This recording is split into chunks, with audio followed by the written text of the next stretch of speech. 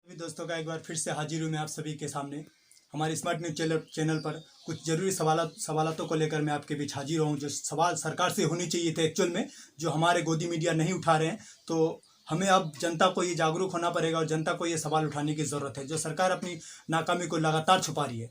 तो चलिए, मेरा सवाल नंबर 1 है कि जैसे आप सभी को पता है कि इस वक्त देश में कोरोना जैसी महामारी को लेकर सभी चिंतित है, चाहे डॉक्टर कर्मी क्यों ना हो, पुलिस कर्मी क्यों ना हो, या अन्य जो कोरोना वॉरियर है, जो लगातार अपने समाज सेविका के द्वारा समाज में अच्छे पहल कर रहे हैं, जो गरीबों को राशन दे रहे हैं, गरीबों की मदद कर रहे हैं। ऐसे सिचुएशन पर जो एक तस्वीर आई है, वो तस्वीर बेहद शर्मसार करने वाली तस्वीर सामने आई है। ये तस्वीर पश्चिम बंगाल के सांसद बाबुल सुप्रियो की घर की है। देखिए तस्वीर मैं आपको दिखाता हूँ।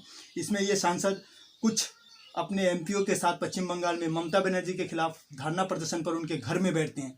तो मेरा सवाल ये है कि ऐसे सिचुएशन पर क्या ज़रूरत पड़ गई उनको कि जो सरकार के खिलाफ अपने, जब कोरोना जैसे महामारी को लेकर लॉकडाउन है, हर कोई अपने घरों में रहना ही सही समझ रहा है, तो क्या ज़रूरत पड़ गई आपको कि आप सरकार के खिलाफ इस वक्त राजनीतिक मुद्दों को लेकर आप आए और सरकार के खिलाफ धरना प्रदर्शन करें? ये सरासर गलत है।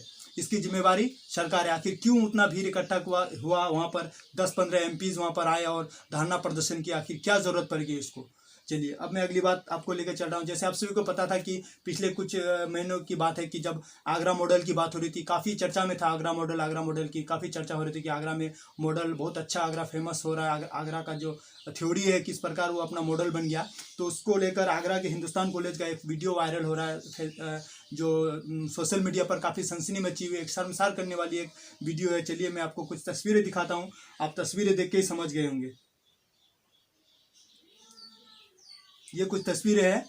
यहाँ पर जो कोरोना के जो केसेस के लिए जो क्वारंटाइन सेंटर बनाए गए हैं उस स्कूल में, वहाँ पर कुछ क्वारंटाइन किए लोगों को रखा गया, जिसके साथ जानवर की तरह बिहेव करता। आप देखिए, फोटो देख के आप समझ गए होंगे कि इस प्रकार लोगों को पानी फेंक के दिया जा रहा है, राशन खाना पानी फेंक के दिया जा रहा है एक साथ सबको, मानो कि उनका कोई धर्म ही नहीं है, उनका वो कोई इंसान ही नहीं है, ऐसा उनके साथ बिहेव किया जा रहा है। तो ये अपने आप में एक सोचने वाली बात है। आखिर ऐसा क्यों?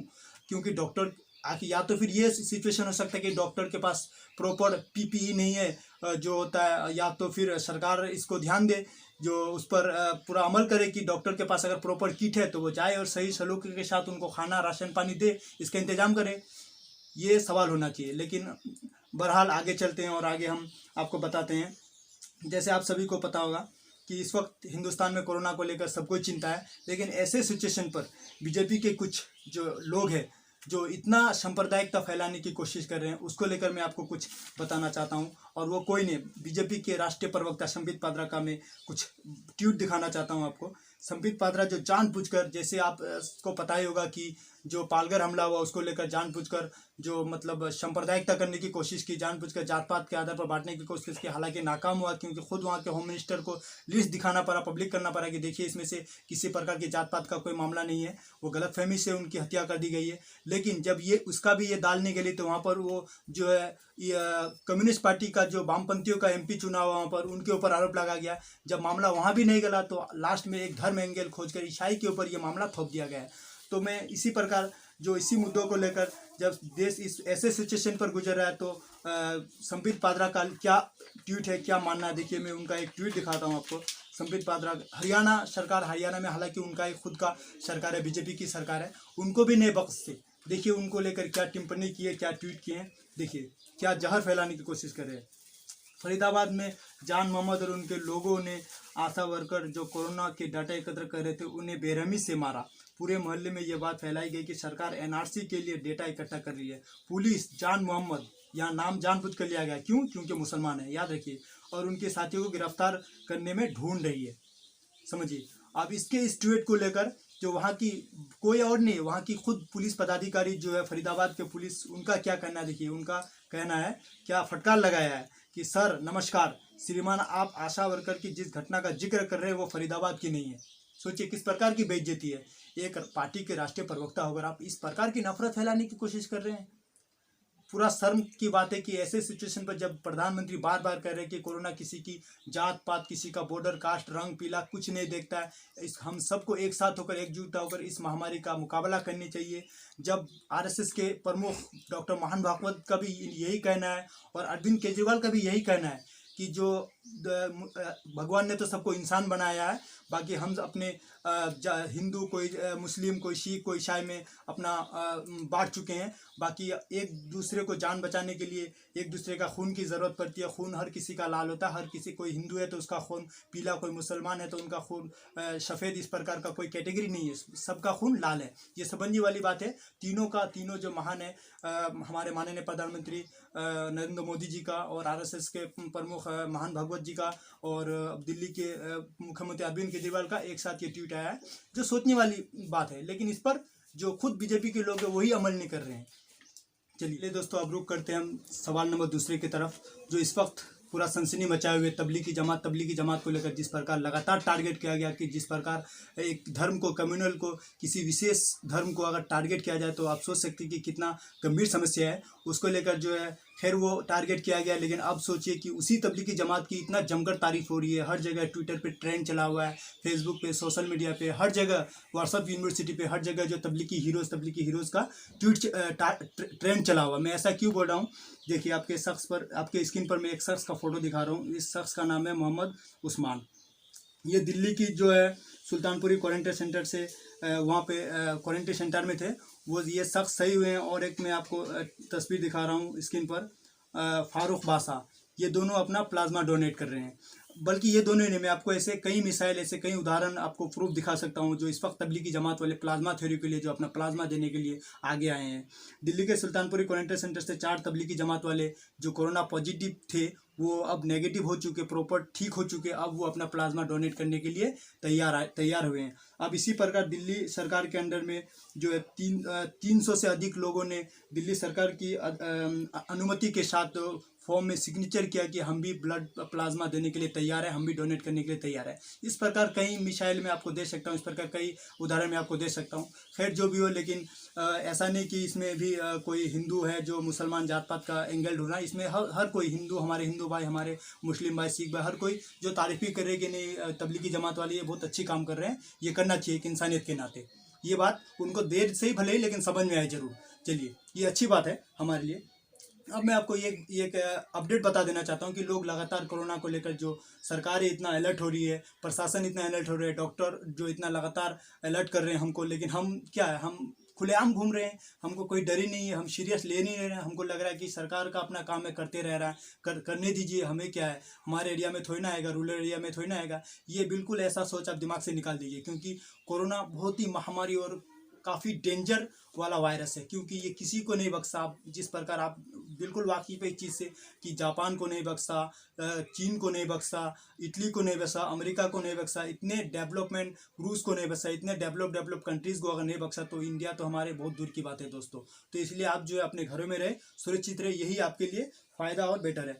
अब मैं आपको कुछ कोरोना के जो अपडेट है उसके बारे में बता दे रहा हूँ कि 28 तारीख तक जो अपडेट है उसके बारे में एक नज़र आपका भी इसमें ज़रूर होना चाहिए, क्योंकि आप जो भी लोग इनको सीरियस नहीं ले रहे हैं, मजाक समझ रहे हैं, तो उनके लिए जानना बेहद ज़रूरी है। तो थोड़ा गौर कीजिएगा इन चीज़ों पर कि जो अहमदाबाद, गुजरात की घटना है, 12 अप्रैल शाम तक जो वहाँ पर कोरोना पॉजिटिव की केस थी वहाँ पर 283, और ये 26 अप्रैल तक जो है 26 अप्रैल तक इसकी संख्या 2181 हो गया। यानी इसका इंक्रीज परसेंटेज, यानी बढ़ोतरी कितना हुआ, 14 दिन में 670% इसका जो रेशियो है ये इंक्रीज गया, बढ़ गया। सोच सकते हैं। इस प्रकार में इंदौर का देखिए, जो 13 अप्रैल तक इसका जो केस था इंदौर में 328 था, अब ये 27 अप्रैल तक इंक्रीज होके जो 1207 हो गया।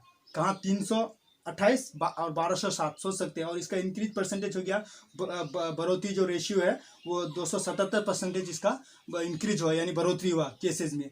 अब इस प्रकार मैं पुणे की आपको बता रहा हूँ, 14 अप्रैल तक इनका केस था 325 और 27 अप्रैल तक इनका केस हो गया 1319, और इसका जो इंक्रीज परसेंटेज है ये 305% पहुँच गया। अब ये बात करते हैं मुंबई की, जो इस वक्त सबसे ज़्यादा डेंजर जोन और हाई अलर्ट में रखा हुआ, रेड अलर्ट में मुंबई की बात कर रहा हूँ। मुंबई में एक केस से 1000 केस पहुंचने में 30 दिन समय लिया, यानी पहला केस से 1000 केस आने में 30 दिन समय लिया।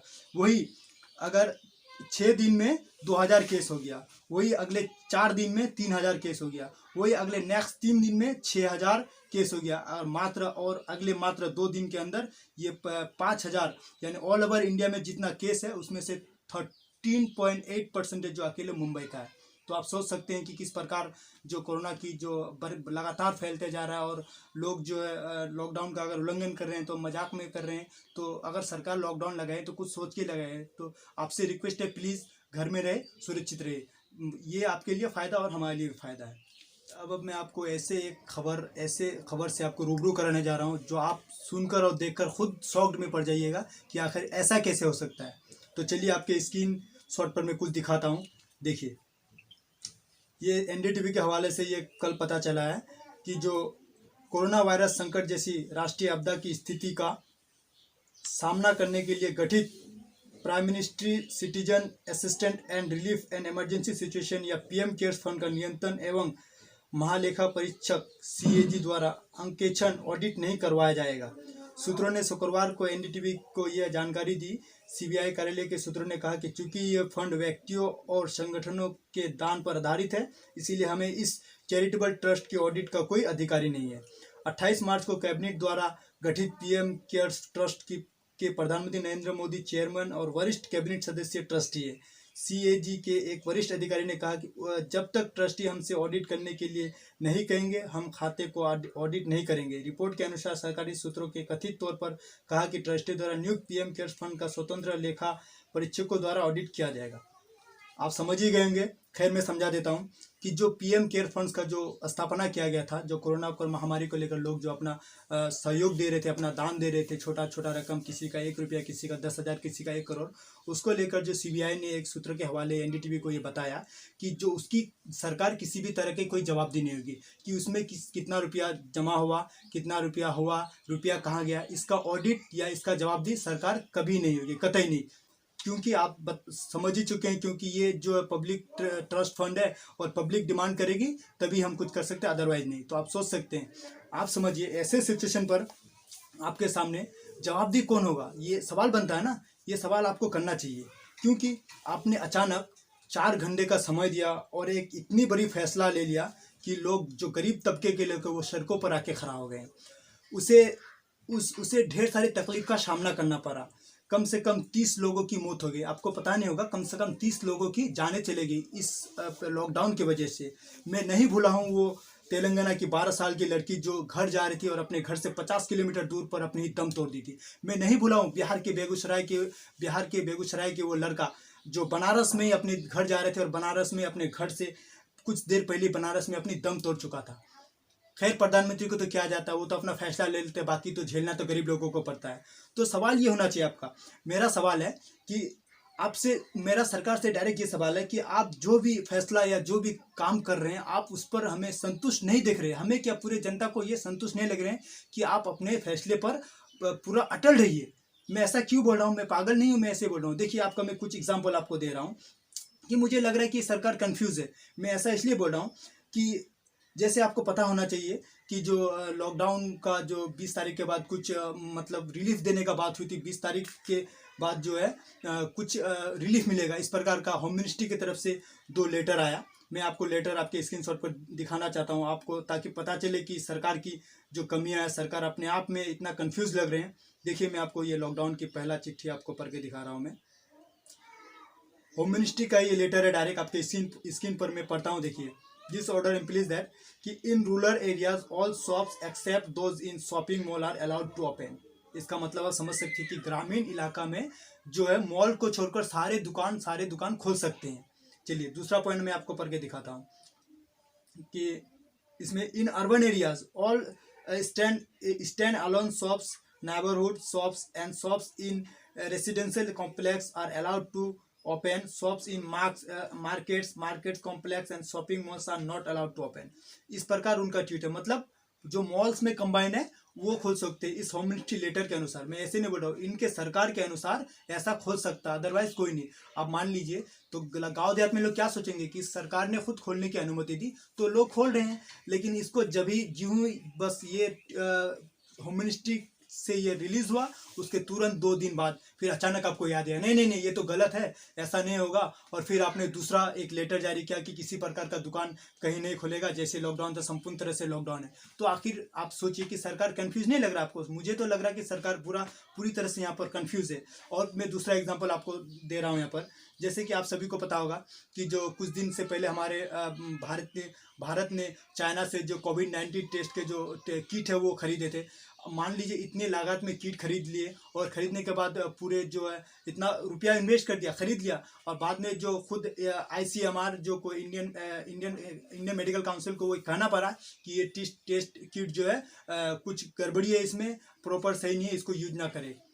तो आप सोचिए कि इतना बड़ा रकम का कोई रकम फंसा के, इतना बड़ा रकम आप लगा के आप इसको बर्बाद कर रहे हैं। तो आपका इस मुद्दे पर आपको पहल करना चाहिए, लेकिन आदमी यहाँ पर धर्म के नाम पर, जात पात के नाम पर उलझा हुआ है, जो कि राष्ट्रीय प्रवक्ता उनके बड़े बड़े नेता जो उलझाने की लगातार कोशिश कर रहे हैं। तो मैं आपसे यही गुजारिश करना चाहता हूँ अंत में कि देश इस वक्त बड़ी कठिन समस्या से गुजर रहा है। आप सभी से मेरी रिक्वेस्ट है कि आप जहाँ भी है सुरक्षित रहे और अपने आसपास में ध्यान रखें और अपने आसपास के लोगों को मदद करें जो 2 वक्त की रोटी के लिए अपने दिन दिहाड़ी कमाने के लिए बाहर गए थे, जो इस लॉकडाउन की वजह से घर में मजबूर है। उनको आप अगर अमीर है, आप अगर आपकी हैसियत है कि उसको मदद कर सकते हो तो उनको आप मदद करें, किसी को भूखा सोने ना दे। और हमारे चैनल को अगर लगे कि ये लड़का सही बोल रहा है, ये सवाल होना चाहिए सरकार से, तो हमारे चैनल को शुरू से लेकर आखिर तक देखें, लाइक शेयर और सब्सक्राइब जरूर करें हमारे चैनल को। अब दीजिए मुझे इजाज़त, अलविदा।